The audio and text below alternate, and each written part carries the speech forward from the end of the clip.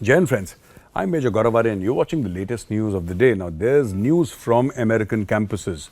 So apparently the latest score is this, that across 30 universities in the United States of America, more than 1,300, that is 1,300 students, yes, you heard that right, 1,300 students have been arrested by the police and various charges and cases have been filed against them. And unlike in India, where the police are extremely considerate, unless you have actually committed a heinous crime or something like that, then the police can be very strict in India also. But generally, if a teenager commits a mistake, then the police here is very cognizant to the fact that, if you take the legal route, it could spoil the kid's career. I've seen this among cops in India. Many of them, they try to explain and they try to get the parents and scold the guy a little bit, ask him to write a written apology and ask him to get lost.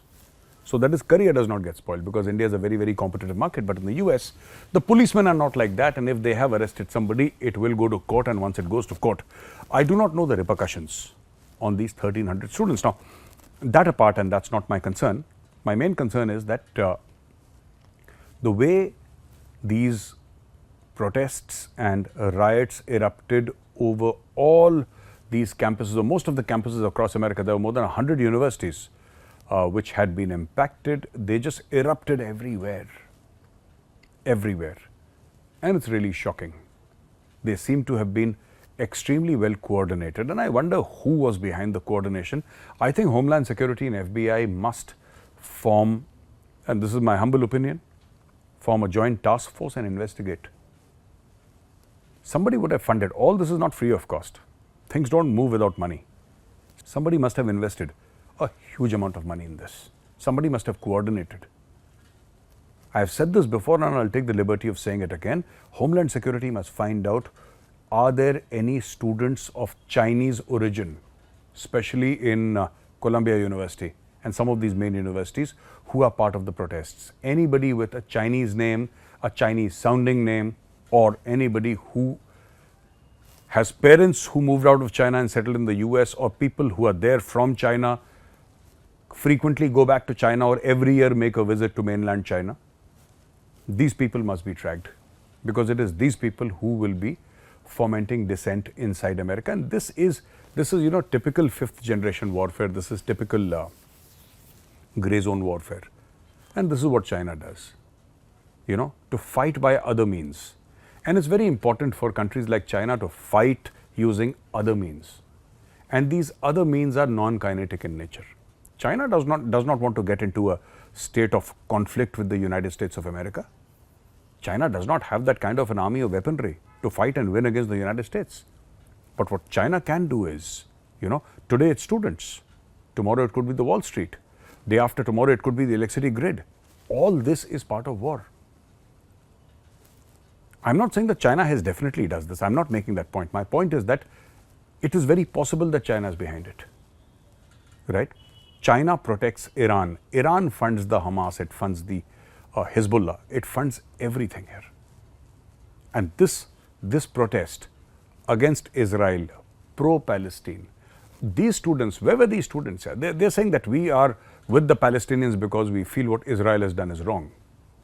So when the Arab countries got together and killed over 300,000 people in Syria and Yemen, where were these angry students? I did not see that kind of anger. Where were these students? Nobody knows. I also want to understand that, there were so many deaths and people are still getting killed. Russia invaded Ukraine and took away almost 25% of Ukrainian land, 1/4 of Ukraine, almost. Where were these students? No anger. But suddenly, anger erupts because of Palestine, and 99% of people, 99%, and this I can say with surety, 99% of the people who are protesting have never physically been to Gaza in their lives. They haven't been to Gaza, they haven't been to Ukraine either probably. Why no protests in case of Ukraine? Why these massive violent protests for Gaza? Somebody is doing it. It's not such coincidence. I don't believe in, ladies and gentlemen. Somebody is doing it, and I think they need to investigate. But here's the thing, we have had similar protests in India, and the police in India acted with a lot of maturity, The farmers protested last time. They protested for a year, and there was no police action. They were sitting, they were protesting. We said, fine, you keep protesting. Shaheen Bagh happened against CA and NRC, and Shaheen Bagh, Shaheen Bagh was something that, lasted for almost a year,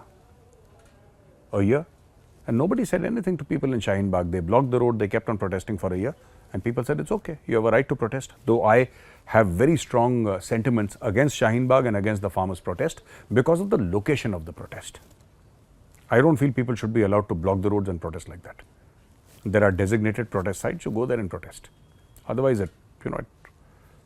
you lose public support when you do all these kind of nonsensical things. But anyway, the American press was intensely cruel to India, and suddenly India became a fascist country, and Modi became a fascist, and everything wrong in India, and liberal voices are being crushed, etc., etc. This is what Washington Post said. This is what the New York Times said. This is what the Diplomat said. This is what so many other newspapers and magazines in America said. TV channels said that, dissent is being crushed in India, and Modi is very heavy-handed, and he's come down very hard, and nothing happened in India. I don't know why they were making up these stories. These guys were just making up funny stories in the American media, written by, and most of the names there, if you identify, if you see who wrote this article, you'll find an Indian name. Not an American name, you'll find an Indian name. And when you check out that Indian name, you'll find out what kind of posts these people have been doing on their social media handles. And then you will realize that all these are extreme leftists. They're communists. And their idea is to cause, anarchy within the state. So if you look at their timelines, you'll come to know what all they've written. And then you can identify that this is the mindset, this is the narrative of the person, and this is what that person or he or she is trying to achieve. But the Indian media is not, they have covered the protests in the US, but we were never judgmental. We were never judgmental. In our country, Americans might say, we are very worried about elections in India. And some of them have said that they are worried about elections in India and what will happen. In our elections, the person who loses congratulates the winner, and that's about it. Unlike in your country, where a president who lost the elections actually called for an insurrection. And he's in the middle of a trial for various reasons. He actually called people with weapons to Capitol Hill, and they invaded. This happened in the US, and the person who called for those armed people was Donald Trump. This has never happened in India, never will. And yet, we are accused of being a fascist country, and America is obviously the greatest democracy in the world, where you can call people with automatic weapons to Capitol Hill because the president disagrees. He feels that he should have won the elections, and he says that, actually I have won, but these guys have cheated, and let's take over the country. This kind of nonsense is par for the course in the United States of America, but in India it does not fly.